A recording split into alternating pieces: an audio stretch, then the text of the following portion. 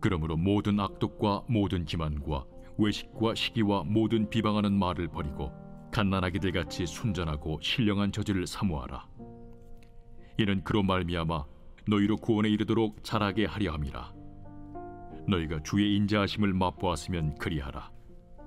사람에게는 버림바가 되었으나 하나님께는 택하심을 입은 보배로운 산돌이신 예수께 나아가 너희도 산돌같이 신령한 집으로 세워지고 예수 그리스도로 말미암아 하나님이 기쁘게 받으실 신령한 제사를 드릴 거룩한 제사장이 될지니라. 성경에 기록되었을 때 보라, 내가 택한 보배로운 모퉁이 돌을 시온에 두노니 그를 믿는 자는 부끄러움을 당하지 아니하리라 하였으니, 그러므로 믿는 너희에게는 보배이나 믿지 아니하는 자에게는 건축자들이 버린 그 돌이 모퉁이의 머릿돌이 되고 또한 부딪히는 돌과 걸려 넘어지게 하는 바위가 되었다 하였느니라. 그들이 말씀을 순종하지 아니함으로 넘어지나니 이는 그들을 이렇게 정하신 것이라. 그러나 너희는 택하신 족속이요 왕같은 제사장들이요 거룩한 나라요 그의 소유가 된 백성이니 이는 너희를 어두운 데서 불러내어 그의 기이한 빛에 들어가게 하신 이의 아름다운 덕을 선포하게 하려 하심이라. 너희가 전에는 백성이 아니더니 이제는 하나님의 백성이요 전에는 공유를 얻지 못하였더니 이제는 공유를 얻은 자니라. 오늘은 베드로전서 2장 1절부터 10절의 말씀인데요. 코로나 시기 가운데 우리가 많이 힘들고 어려운 일들이 많이 있잖아요. 그래도 장사들이 다 안 되고 다 힘들다고 하는데 그래도 잘 되는 집은 또 잘 되더라고요. 특히 맛집 같은 경우는, 아니면 또 몸에 좋다고 하는 그런 집 같은 경우는 멀리서도 사람들이 막 찾아오고 그런 것 같아요. 특히 이제 멀리 가야 하는 집이라고 한다면 어떤 사람들은 아니 똑같은 거 음식이 다 똑같은데 왜 그렇게까지 멀리 가냐 하고 하는 사람들이 있어요. 그러니까 뭐 맛있는지 음식이 거기만 있는 게 아니라, 그러니까 만약에 순두부가 맛있으면 순두부는 가까운 순두부집도 있는데 왜 그렇게 멀리까지 순두부집을 가야 되냐, 뭐 이렇게 생각하시는 분들이 있습니다. 아무리 설명해줘도 아니 순두부가 다 똑같지 뭐가 그게 더 얼마나 맛있으면 얼마나 더 맛있겠냐 하면서 이야기를 하기도 하는데, 근데 직접 가서 맛본다면, 그것이 정말 맛집이라고 한다면, TV에 나온 집이 아니라 정말 소개해주기 아까운 집 있잖아요. 그러니까 소개해주면 손님이 많아져서 내가 못 먹으니까 소개해주기 싫은 집, 그런 이제 진짜 맛집 있잖아요. 그런 집이라고 한다면 갈만한 것 같아요. 저도 이제 투덜투덜 대다가 따라갔는데 정말 맛있는 집이 있더라고요. 정말 또 가고 싶은 그런 집이 있는 것 같아요. 그러니까 그런 집에 가면 왜 사람이 많은지, 굳이 멀리까지 올 수밖에 없는지 알게 되는 거죠. 그리고 심지어 이런 생각도 해요. 내가 저 동네에 살고 싶다라는 생각까지 하는 집이면 정말 맛있는 집 같아요.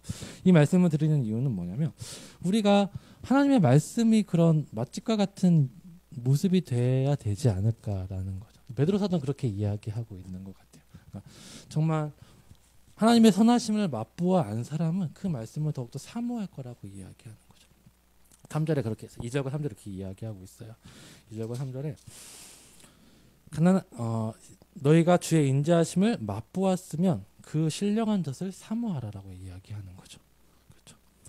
그러니까 하나님의 말씀이라는 것을 우리가 처음에 보기에는 너무 힘들고 이해하기 힘들고 조금 우리랑 시대가 다르고 문화가 다르기 때문에 선뜻 읽으면 그냥 하얀 것은 종이고 검은 것은 글씨다 하면서 읽어가죠. 읽어도 알겠는데 이해는 돼요. 어느 정도 읽으면 이해는 돼. 근데 그것이 나의 삶과 무슨 상관이 있을까라고 생각하면 또 모르겠어요. 그러니까 이건 2000년, 3000년 전의 이야기고 그 시대 사람들에게 이해가 되는데 우리에겐 어떤 이야기가 있을까? 특히 요즘에 민수기를 보고 있잖아요. 민수기 말씀을 봤을 때 제가 이제 어제 화요일날 말씀을 전했었는데, 남자가 여자에게 이제 의심을 품으면 어떻게 하라고 해요. 그러니까 그런 것들을 지금 우리가 할 수 있나? 똑같이 해야 하나? 그렇죠? 똑같이 하는 사람 없잖아요. 의심이 나면 요즘에는 흥신소를 부른다, 뭐 이런 것들을 사용하긴 하는데, 그러니까 그런 방법을 사용하지 않는다는 거죠. 어떻게 우리가 적용할 수 있을까? 참 어려워서 말씀에 쉽게 다가가기가 힘들지만 베드로서는 이렇게 당당하게 이야기하는 것 같아요. 너희가 말씀을 통해서 하나님의 그 선하심을 알게 될 것이고 그것을 맛보아 안다면 더욱더 사모하게 될 것이다라고 자신 있게 이야기하고 있는 것 같습니다. 베드로서는 오늘 하나님 나라를 살아가고 있는 소망을 가지고 살아가고 있는 우리 성도들에게, 그리고 다른 사람들을 소망을 가지고 살아가기 때문에 다른 사람들을 거짓 없이 사랑하는 온전한 그리스도인들은 그렇게 자라가기 위해서 갓난 아이들 같이 순전하고 신령한 젖을 사모하라고 권면하고 있어요. 아이들에게 가장 좋은 것을 주고 싶은 부모 마음은 예나 지금이나 똑같은 것 같아요. 아무리 좋은 것이라도 또한 가장 합당한 것을 주게 되겠죠.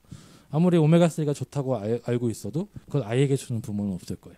아이에게 필요한 건 아니니까요. 그렇죠? 아무리 좋은 것이라 하더라도 좋은 것을 주면서 그 아이에게 가장 합당한 것을 주는 것이 부모의 마음인 거죠. 아이들에게 가장 좋은 것과 합당한 것을 주는 것처럼 그리스도인들에게도 가장 좋은 것과 자신에게 가장 맞는 것을 먹어야 되는 거죠. 그게 무엇일까? 하나님의 말씀인 것입니다. 우리에게 가장 좋은 것은 하나님의 말씀인 것이고 우리에게 가장 필요한 것도 하나님의 말씀이라는 거예요. 이 세상이 정말 모든 악한 것들, 악독한 일들과 속이는 것들과 외식하는 것들과 서로를 향한 시기와 비방이 가득한 세상 속에서 우리는 살아가고 있죠. 거기에서 물들어서 살아가고 있습니다. 그렇죠? 우리는 그런 세상 속에 살고 있기 때문에 나도 모르게 악한 일들을 하게 되고 속이는 게 너무 쉬워요. 거짓말을 우리가 하루에 거짓말을 한 번도 안 하시는 분 손들어 보셔요. 예. 저도 거짓말을 하죠. 거짓말을 안 할 수가 없는 것 같아요. 나도 모르게 거짓말을 하는 경우가 있어요. 그리고 외식하죠. 우리는 가면을 쓰고 다 살아가는 것 같아요. 안 그런 척, 그런 척. 그리고 서로를 향해서 시기하고 비방하죠. 뭐 저 여기 성도님은 안 그러겠지만 대부분 그렇잖아요. 누가 이제 L자로 시작하는 차를 타고 가면 남자로 시작하는 차를 타고 가면 남자들은 눈이 돌아가고 여성분들은 이제 G자로 시작하는 옷을 아니면 F자로 시작하는 백을 누군가 메고 간다면 또 좋아하고 또 나도 사고 싶고 그런 것들이 우리들의 마음인 것 같아요. 그런 세상 가운데 우리는 살아가고 있죠. 그런 세상에서 우리는 그것이 우리를 건강하지 않게 한다고 알지만 알죠. 그렇죠. 알지만 그러지 못하는 우리들의 본성 가운데 있는 거예요. 그 가운데 우리에게 가장 좋은 것을 주신 것은 말씀이죠. 이 말씀을 통해서 우리는 참된 위로와 행복을 얻어요. 의아하게도 우리 말씀이 정말 그 세상에서 내가 원하는 것을 주지 않지만 예수님께서 정말 참된 정의와 위로와 사랑이 있다는 것을 알기 때문에 그 안에서 위로를 얻게 된다는 겁니다. 그렇기 때문에 그리스도인들은 거짓 없이 사랑할 수 있고 서로의 관계들 속에서 안심할 수 있고 서로의 존재가 위로와 큰 힘이 된다는 거죠. 그로 말미암아 우리가 은혜를 누린 우리는 더욱더 하나님의 말씀을 사모하게 될 거예요. 말씀을 통해서 우리는 회복된 관계들 그리고 예수님으로 말미암아 위로를 얻는 그 삶을 살아감을 통해서 서로 거짓 없이 사랑하게 되고 그 사랑을 맛본 우리들은 어떻게 해요? 더 하나님의 말씀을 사모하게 되겠죠. 그 말씀을 통해서 내가 회복됨을 경험했기 때문에 그 말씀을 더욱더 사모하게 될 거라는 겁니다. 그러니까 말씀은 우리가 그냥 그리스도인이기 때문에 읽어야 되고 알아야 되는 것이 아니라 이 말씀이 정말 우리 삶 가운데 실제적인 회복과 위로와 힘을 준다는 거죠. 그것을 베드로서는 우리에게 이야기해주고 있고 그것을 맛본 사람은 어떻게 해요? 더 보게 된다는 거예요. 더 알게 된다는 거고 그것을 통해서 우리가 더 온전한 그리스도인으로 세워진다는 겁니다. 그것을 오늘 말씀을 통해서 보여주고 있어요. 구약의 말씀을 막 인용하면서 정말 어려운 말씀이죠. 네, 저도 몇 번, 한 수십 번까지는 아니에요. 한 10번을 읽어봤는데도 무슨 말인지 모르겠어요. 그런데 보다 보니까 이런 뜻이구나를 좀 알게 되는 것 같아요. 베드로서는 구약의 말씀을 통해서 산돌이신 예수 그리스도에 대해서 먼저 이야기해주고 있어요. 산돌이신 예수 그리스도. 예수님이 살아있는 돌이래요. 살아있는 돌이라는 건 좀 말이 안 되죠. 돌은 죽어 있는데 돌이 어떻게 살 수 있을까? 돌이 어떻게 움직일까? 그런 것들이 있는데 산돌이라는 것은 진정한 돌이라는 의미 같아요. 우리에게 생명을 주는 돌이라는 의미 같아요. 예수님이 오셨을 때 사람들은 예수님을 외면하였어요. 예수님은 태어날 때부터 권력자들에 의해서 죽음의 위협을 당하셔야 했어요. 종교 지도자들은 예수님을 계속해서 시기하고 질투하고 죽이려고 하였죠. 예수님을 따르는 사람들도 예수님을 따르고 있었지만 예수님이 십자가에 달리셨을 때 아니면 잡히셨을 때 예수님을 떠났어요. 심지어 제자들도 그랬죠. 아마도 사람들은 예수님의 말씀과 예수님이 주시는 그 복음이 아니라 자신의 탐욕을 따랐던 것 같아요. 자신의 욕심을 따라서 예수님께서 뭔가 따라가면 뭔가 나오지 않을까, 내가 원하는 뭔가 주시지 않을까, 권력을 주시지 않을까, 아니면 직업을 주시지 않을까, 아니면 돈을 주시지 않을까, 그런 생각을 하면서 따랐던 것 같아요. 제자들도 마찬가지였죠. 베드로 예수님 위해서 죽겠습니다, 나는 다 버릴지라도 나는 버리지 않겠습니다 했던 사람이 예수님을 그래도 따라는 갔죠. 그러다가 3번 부인하고 도망갔던 것을 우리는 보게 됩니다. 그것이 우리들의 모습이라는 거죠. 예수님이 그런 모습이지만, 그런 분이시지만 예수님은 살아있는 돌이라고 이야기해요. 사람들은 버리라고 했지만 그 이유가 예수님은 살아있는 돌이기 때문에 사람들이 버린 거라고 구약에 그렇게 말씀되어 있기 때문이라고 이야기하고 있어요. 살아있는 돌. 베드로전서 2장 6절에 보면 성경에 기록되었을 때 보라 내가 택한 모퉁이 돌을 시온에 두노니 그를 믿지 않는 자는 부끄러움을 당하지 아니하리라 하였으니라고 베드로 사도는 이야기하고 있습니다. 이 말씀은 이사야 28장 16절의 말씀을 인용한 거예요. 예수님께서는 하나님이 세우신 보배로운 돌인데 그를 믿는 자는 부끄러움을 당하지 않을 것이라는 말씀을 이사야를 통해서 하고 있죠. 이 시온에 세워진 보배로운 모퉁이 돌은 성전의 돌을 의미해요. 시온과 보배로운 돌은, 시온에 세워진 보배로운 돌이 뭐겠어요? 성전이겠죠. 성전 건물을 상징하는 거죠. 그러니까 진정한 하나님께서 택하신 보배로운 모퉁이 돌, 그가 이제 참 성전이신 예수님을 의미한다고 볼 수 있는 거죠. 예수님께서는 이 땅에 진정한 성전이 되시기 위해서 오셨어요. 그러니까 성전이라는 것이 뭐예요? 우리가 레위기 때 성막에 대해서 배웠지만 성전과 성막은 하나님께서 임재하시는 곳이죠. 그렇죠? 죄로 말미암아 하나님의 임재가, 하나님께서 우리가 하나님과의 관계가 끊어졌을 때 하나님께서 한 장소를 택하셔서 내가 거기 임재하겠다, 내가 거기서 너희를 만나겠다 하신 곳이에요. 원래 죄가 없는 인간들은 하나님의 그 교제 가운데 동행하면서 자유롭게 만날 수 있었는데, 에덴 동산에서는. 그런데 죄로 말미암아 그 간격이 넓어지고 끊어졌죠. 근데 하나님께서는 다시 또 우리를 찾아오셔서 내가 한 곳을 세우겠다, 그곳에서 너희와 만나겠다 한 곳이 성전이고 성막이에요. 근데 진정한 성전이 되셨다는 말은 뭐냐면 그 성전의 한계를 넘으신 예수님이라는 거죠. 이제 우리는 어떻게 해요? 거의 에덴 동산처럼 되어가고 있죠. 무슨 말이냐면 우리가 저기 예루살렘까지 가지 않아도 돼요. 그렇죠? 어디 성전이 세워졌다고 해서 거기까지 가지 않아도 돼요. 우리가 있는 그 자리에서 예수 그리스도 안에서, 예수 그리스도로 믿는 믿음 안에서, 그리고 그 이름 안에서 우리는 하나님을 만날 수 있고 하나님께 나아갈 수 있게 된 것이죠. 즉 진정한 성전이신 예수님에 대해서 이야기하고 있어요. 또한 그를 믿지 않는 자는 부끄러움을 당하지 않을 거라고 이야기합니다. 그러나 성전에 있는 기득권들, 성전에 있는 종교 지도자들은 그 말을 좋아할까요? 싫어할까요? 싫어하겠죠. 싫어할 거예요. 네. 자신의 탐욕 때문에, 기득권 때문에 예수님을 거부하였어요. 예수님이 한 번은 성전에 들어가셨어요. 그리고 쭉 둘러보시고 보시고 나가셨어요. 그리고 그 다음날 뭘 하셨냐면 성전에 장사하는 사람들을 다 둘러보시고 쫓아보내셨던 사건들이 있어요. 그 사건을 통해서 예수님께서는 무엇을 보여주시냐면 자신이 진정한 성전이심을 보여주고 계셔요. 그러니까 이 성전은 이미 끝났다. 그러니까 하나님의 임재가 사라졌고 하나님을 향한 경외가 사라졌다. 진정한 성전은 이제 나로 말미암아 시작될 것이라는 것을 보여주고 있어요. 그런 예수님의 그 모습들, 이 성전의 모든 제의들을 멈추심으로 말미암아 성전이 끝났음을 보여주신 예수님의 그 말씀들을 듣고 제사장들과 종교주자들은 더 강렬하게 예수님을 죽이고 싶어 하죠. 그들의 모습은 당연해요. 구약에 예언되었기 때문이에요. 베드로 사도는 계속 이야기하는 게 예수님께서는 우리에게는 귀한 돌이지만, 믿는 우리에게는 귀한 돌이고, 예수님으로 말미암아 우리는 하나님을 만날 수 있고 하나님을 경험할 수 있고 하나님과 함께 할 수 있기 때문에 우리에게는 정말 귀한 돌이지만, 예수님 때문에 우리는 이제 하나님과 함께 교제하면서 하나님의 그 은혜를 누릴 수 있잖아요. 그러나 믿지 않는 사람들에게는, 그러니까 그것이 필요하지 않은 사람들. 그러니까 하나님과 관계 회복과 하나님을 받는 그 은혜가 필요한 게 아니라 자신의 욕망과 탐욕과 자신의 이기심을 따라 살아가는 사람들. 제사장임에도 불구하고 바리새인임에도 불구하고 교회를 다니고 있음에도 불구하고 우리로 치면 목사임에도 불구하고 직분자임에도 불구하고 하나님의 은혜가 아니라 하나님과 관계가 회복되고 하나님이 나를 어떻게 바라보시는 그 하나님의 말씀 그리고 내가 하나님 앞에서 어떤 존재인지가 중요한 것이 아니라 내가 무엇을 이룰 수 있고 내가 무엇을 얻을 수 있고 내가 무엇을 가질 수 있느냐가 더 중요한 사람들에게 예수님은 쓸모없는 돌이죠.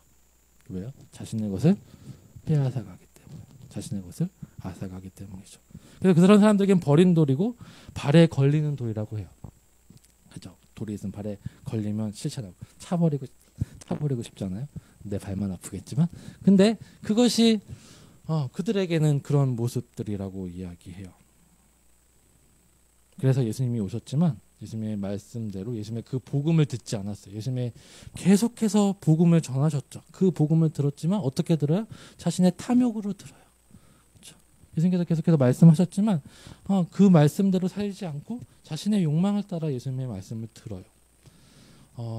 복음서에 있는 많은 사람들이 이해할 수 없지만 이해할 수 있을 것 같아요. 우리도 그런 거지 않을까 잘 생각해 보면 우리도 하나님의 말씀을 읽을 때 나의 욕심과 탐욕을 따라 읽을 때가 간간히 있잖아요. 그렇죠? 김상욱 목사님 얘기하면서 이런 얘기를 했던 게 뭐냐면 어떤 분들 이제 어떤 목사님들은 그래요. 자기가 유리한 데서는 말씀을 문자적으로 해석하셔요. 자기가 불리한 데서는 말씀을 문자적으로 해석하지 않고 이거는 상징입니다. 그러니까 나한테 문자적으로 해석하면 나한테 불리하니까 상징입니다. 문자적으로 해석할 때 자기한테 유리하니까 이것은 문자적으로 읽어야 됩니다. 그건 되게 좋지 않죠. 그건 어떻게 보면 예수님의 말씀을 자신의 탐욕을 따라 읽고 있는 거예요. 다 문자적으로 읽든지 아니면 일괄적인 마음으로 이제 읽어야 되는데 그러니까 그런 분들이 있다는 거예요. 목사도 거기서 자유로울 수 없다는 거죠. 그렇죠? 그렇기 때문에 자신의 탐욕을 따라서 예수님을 죽였던 것이에요. 그러나 하나님의 백성들은 산돌이신 예수님을 온전히 알기 때문에 예수님께 나아가기 때문에 그 말씀을 통해서 바르게 자라나고 온전해지며 그 산돌이신 예수님을 환영할 거라고 이야기하고 있어요. 말씀을 통해 우리는 자신을 찾아가죠. 우리 자신을 찾아가게 돼요. 베드로 사도는 우리에게 이렇게 이야기하죠. 성도들에게 이렇게 이야기합니다. 너희들은 택함을 받은 존재고 하나님 앞에 설 수 있는 하나님 앞에 나아가는 하나님을 만나는 제사장이고 그의 소유된 백성이라고 이야기하고 있죠. 우리는 어린아이와 같이 우리의 신령한 자, 우리에게 합당한 그 말씀을 들을 때마다 우리의 산돌이신 예수님께 나아갈 때마다 말씀을 듣는 것과 그러니까 말씀을 먹는 것과 예수님께 나아간다는 것은 똑같은 말이에요. 그렇죠? 왜냐하면 이 말씀이 성경이 무엇을 말해주고 있죠? 예수님에 대해서 말해주고 있기 때문에 예수님이 어떤 분이신지 그리고 예수님의 삶에 대해서 가르침에 대해서 이야기해주고 있고 그 가르침이 우리에게 어떤 의미가 있는지에 대해서 이야기해주고 있기 때문이죠. 그렇기 때문에 예수님의 말씀을 들을 때마다 예수님께 나아갈 때마다 우리는 산돌이신 예수님이 어떤 분이신지를 온전히 알게 될 거예요. 그리고 예수님 때문에 우리가 어떤 존재가 되었는지를 온전히 인식하게 되겠죠. 예수님께서 오심으로 말미암아 하나님의 임재가 예수 그리스도 안에 거하기 시작했어요. 예수님이 이런 말씀을 요한복음에 하셨죠.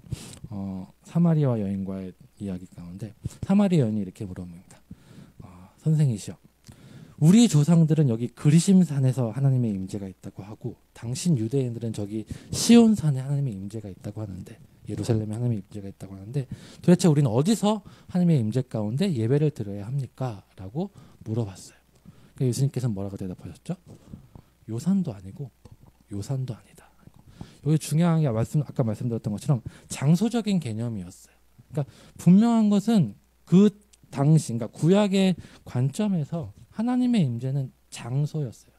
하나님의 택하신 어떤 한 장소에만 계셨기 때문에 아무리 멀리 있던 사람들도 예루살렘으로 왔어야 했어. 하루, 이틀, 3일, 한 달을 와야 했죠. 근데 예수님께서는 이제 오시면서 이렇게 가르치시죠. 이 곳도 아니고 저 곳도 아니다. 어디서? 영과 진리 안에서 예배할 때가 온다라고 해요. 영과 진리 안에서. 우리는 하나님의 성령 안에서 그리고 예수 그리스도의 그 진리 안에서 예배하는 것이죠. 예수님의 가르침으로 말미암아 우리가 성령 안에 있을 때, 우리가 그 말씀 안에 있을 때 하나님을 만나게 되고 하나님을 예배하게 되는 겁니다. 그리고 그런 우리의 삶 가운데 하나님은 함께 하시죠. 우리와 만나시기 때문에. 우리의 제사장이라고 했잖아요. 그럼 뭐예요? 우리가 하나님의 영과 성령과 말씀 안에 있을 때 하나님 우리 가운데 계시고 우리와 만나시죠. 우리의 예배를 받아주십니다. 그리고 우리가 나아갈 때, 우리가 살아갈 때 그곳이 하나님의 임재가 있고 하나님께서 세상과 만나시는 곳이 돼요. 나로 말미암아 그렇죠. 제사장으로 말미암아 제사장이라는 것이 그런 거죠. 일반 백성들이 제사장을 통해서 하나님께 나아갈 수 있었던 것처럼 이제 우리를 통해서 세상 사람들은 하나님을 보게 될 거예요. 그러니까 진정한 대제사장이신 예수님 때문에 나아갈 수 있지만 우리를 통해 보게 되겠죠. 그렇죠. 우리의 삶을 통해서 우리의 이야기를 통해서 보게 될 것입니다. 우리가 예수님께 나아갈 때, 우리가 하나님의 말씀을 나올 때 우리는 우리 자신을 온전히 찾게 될 거예요. 하나님을 계속해서 만나게 됨을 통해서 무엇을 보게 되죠? 하나님이 나를 어떻게 생각하시는가? 하나님이 나에게 무엇을 말씀하시는가? 그렇죠. 시기와 탐욕과 악독 가운데 살아가는 우리의 삶들 속에서 하나님은 우리에게 뭐라고 이야기하시죠? 너는 택하신 족속이요, 왕 같은 제사장이요, 거룩한 나라요, 소유가 된 백성이니 너희들을 어두운 것에서 내가 불러냈다. 기이한 빛에 들어가게 하였다. 아름다운 덕을 선포하게 하였다. 너희는 백성이 아니었지만 이제는 뭐야? 긍휼을 입은 나의 백성이다라고 말씀하시는 거예요. 그 말씀 앞에 우리는 계속해서 나아갈 때 우리는 어떻게 됩니까? 하나님의 성전으로서 교회가 되고 제사장으로서 나 자신을 인식하게 될 거예요. 그리고 계속해서 우리는 더 예수님을 닮아가게 되고 우리 가운데 주신 그 은혜와 사랑이 내 삶 가운데 어떤 의미가 있는지를 더 온전히 알게 되고 그 알게 됨을 통해서 우리는 더 큰 사랑과 섬김으로 살아가게 될 거라는 겁니다. 우리는 못해요. 말씀드렸지만 우리는 제자들도 그랬단 말이에요. 많은 그리스도인들도 하나님 말씀대로 살고 있지만 살려고 하지만 결국 우리의 탐욕이 더 강한 것 같고 우리의 욕심이 더 강한 것 같아요. 그러나 우리는 분명히 베드로서가 이야기하는 것은 우리가 말씀으로 말미암아 예수 그리스도로 말미암아 그 은혜와 사랑을 맛보았다면 계속 그렇게 할 수 있어요. 그것으로 시작하는 거죠. 그러니까 우리가 못하는 거, 우리가 넘어지는 거. 하나님 내가 넘어지니까 내가 정말 하나님 날 미워할 거야. 날 싫어할 거야. 난 정말 아무것도 아니야. 난 정말 구제불능이야. 하면서 그 죄에 집중하는 것이 아니라 내가 말씀 가운데 있을 때, 말씀을 읽었을 때, 그리고 말씀대로 살았을 때, 아니면 말씀이 있는 가운데 기도하는데 하나님께서 나에게 말씀하시는 그 말씀들.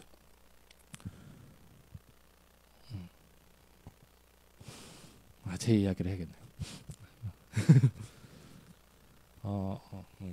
이건 원고에 없어요. 갑자기 하는 건데 이런 건 위험하거든요. 조심하겠습니다. 제가 이제 목회자잖아요. 그러니까 이제 하나님의 말씀을 해가는데 제가 청년부를 좋아해요. 대학 때부터 이제 선교 단체를 해왔고 저도 청년들에 대한 이제 열정들이 있어와서 처음부터 이제 처음 사역할 때부터 청년부 사역을 계속 해왔어요. 근데 어느 정도 하다 보니까 자신감이 이렇게 하면 되겠구나 자신감이 붙어서 하는데 하다가 이제 한동안 하다가 한 3년 4년째 청년부를 하지 않았어요. 하나님께서 못하게 하신 것 같아요. 못하게 하다가 이제 4년이 지나고 이제 다시 은혜로 청년부를 시작하게 됐는데 못하겠는 거예요. 이제 너무 이제 4년 동안 내가 잘할 것 같았는데 잘했었는데 난 왜 이렇게 못할까라는 그런 이제 생각. 아이들과 대화하는데도 옛날엔 좀 질문을 곧잘 했던 것 같은데 그냥 질문도 잘 못하겠고 뭐라 그럴까 대화의 초점도 잘 못 맞추겠고 그러니까 다른 세대는 아니에요. 뭐냐면 제가 맡던 아이들이 그 아이 지금 우리 청년들 나이 또래거든요. 그래서 큰 차이가 없는 아이들인데 그 친구들과 대화하는 게 참 힘들어진 것 같은 거죠. 참 내가 부족하다 못한다 막 이런 마음 좀 하나님께 기도하죠. 진짜 못하겠습니다. 너무 정말 이제 어렵습니다. 나 진짜 못할 것 같습니다. 뭐 이런 이제 이야기를 너무 이제 제가 제 자신이 너무 부족해 보이니까 그 친구들에게 좋은 영향을 주고 있지 않은 것 같아요. 얼마 되지 않았지만 그래도 제 자신에 대한 이제 계속 나쁜 판단을 하는 거예요. 나쁜 점수를 매기는 거예요. 제 자신이. 그러다 보면 하나님께서 말씀하시는 건 뭐냐면 네가 지금까지 너의 이미지 가운데 잘해왔던 것들이 정말 잘했던 것이냐고 물어보시는 거예요.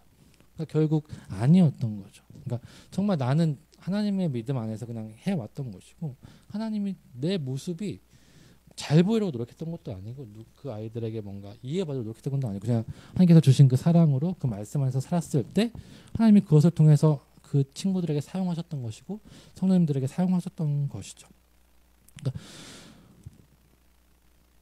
그러면서 이제 우리 구약 하고 계시잖아요. 구약의 말씀을 통해서 아브라함과 야곱에 대해서 제가 이제 이야기를 해드렸어요. 아브라함과 야곱이 과연 정말 선하고 착한 사람이냐, 정말 영웅이냐? 아니다. 우리랑 똑같은 사람이고 실수가 많은 사람이다.